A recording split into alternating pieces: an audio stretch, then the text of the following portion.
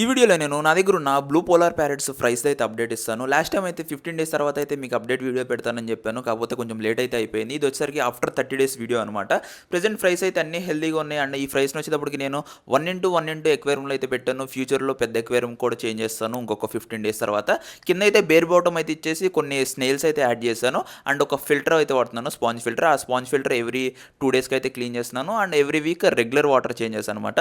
Fries అయితే చూసుకోవచ్చు, around 60+ fries అయితే ఉన్నాయి. నేనైతే కౌంట్ చేసినప్పుడు 60 అయితే కౌంట్ చేశాను, దానికన్నా ఎక్కువే ఉన్నాయి అనమాట.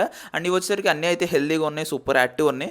ప్రజెంట్ ఫుడ్లో వచ్చేటప్పటికి ఇవైతే గ్రిండల్ వామ్, మోయినా, డాఫ్నియా అండ్ ప్రిన్స్విన్ ప్యాలెట్ ఫుడ్ కూడా తినేస్తున్నాయి.